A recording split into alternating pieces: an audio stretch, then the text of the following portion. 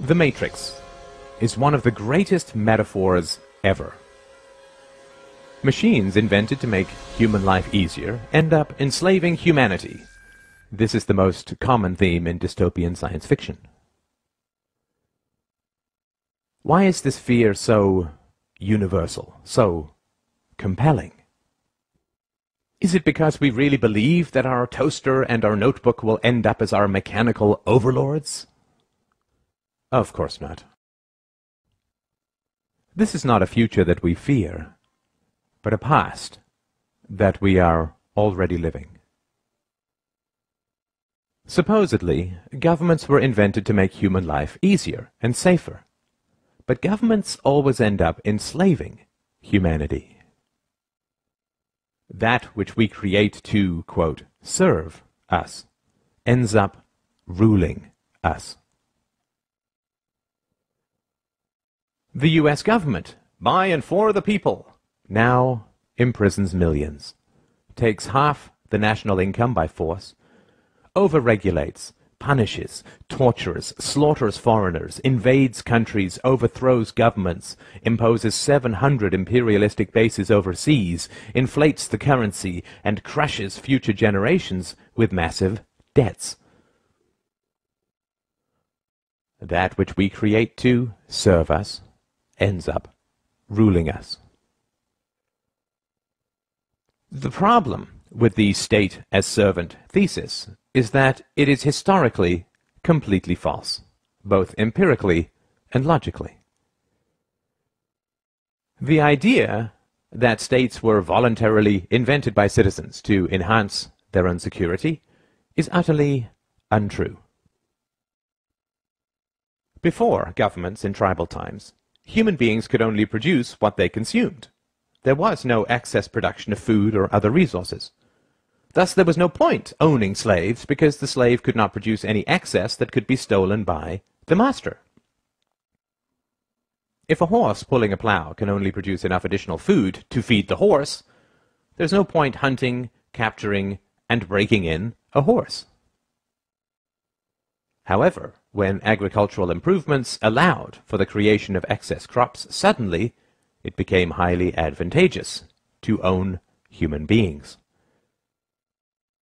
When cows began to provide excess milk and meat, owning cows became worthwhile.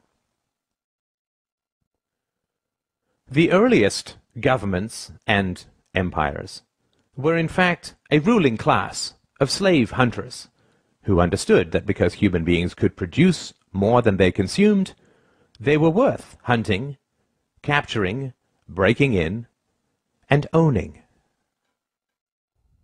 The earliest Egyptian and Chinese empires were, in reality, human farms, where people were hunted, captured, domesticated, and owned like any other form of livestock. Due to technological and methodological improvements, the slaves produced enough excess that the labor involved in capturing and keeping them represented only a small subset of their total productivity. The ruling class, the farmers, kept a large portion of that excess while handing out gifts and payments to the brutalizing class, the police, slave hunters, and general sadists, and the propagandizing class, the priests, intellectuals, and artists. This situation continued for thousands of years, until the 16th to 17th centuries, when again massive improvements in agricultural organization and technology created the second wave of excess productivity. The enclosure movement reorganized and consolidated farmland, resulting in 5 to 10 times more crops, creating a new class of industrial workers displaced from the country and huddling in the new cities. This enormous agricultural excess was the basis of the capital that drove the Industrial Revolution. The Industrial Revolution did not arise because the ruling class wanted to free their serfs, but rather because they realized how additional, quote, liberties could make their livestock astoundingly more productive. When cows are placed in very confining stalls, they beat their heads against the walls, resulting in injuries and infections. Thus farmers now give them more room, not because they want to set their cows free, but rather because they want greater productivity and lower costs.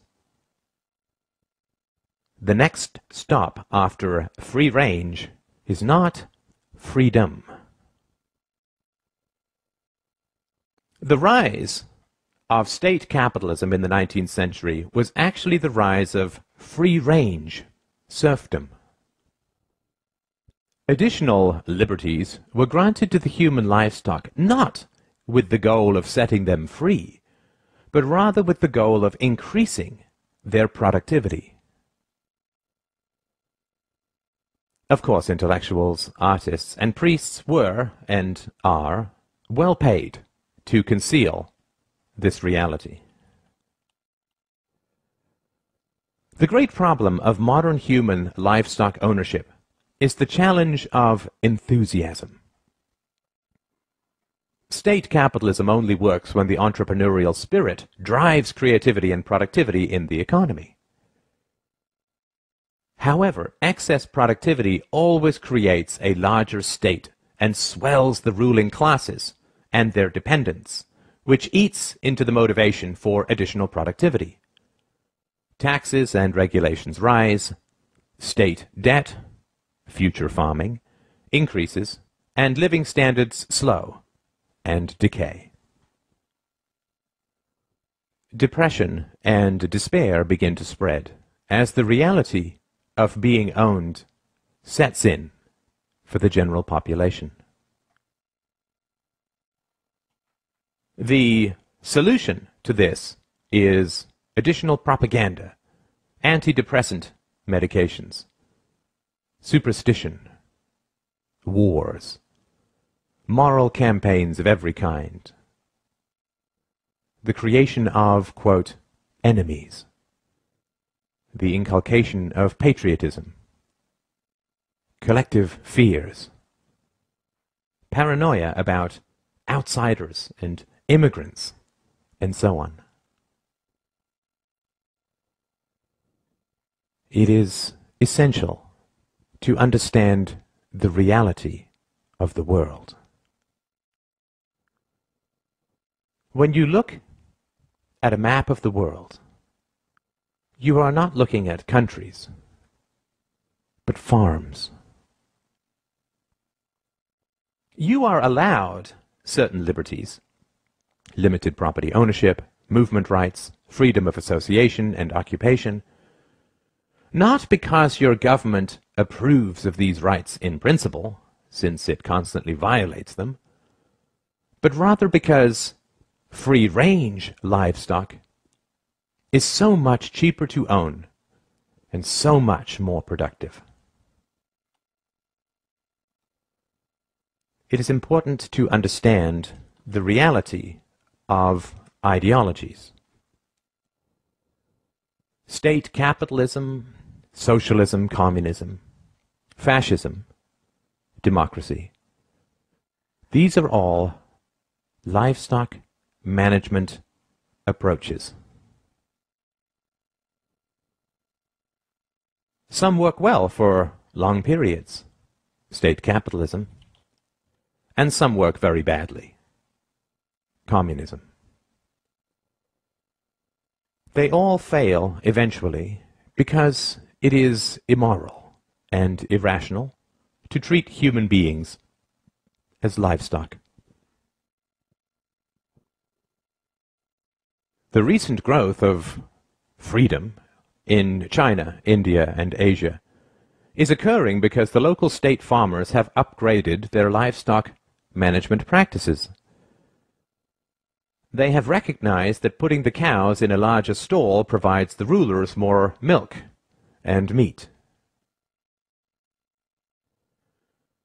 Rulers have also recognized that if they prevent you from fleeing the farm, you will become depressed, inert, and unproductive.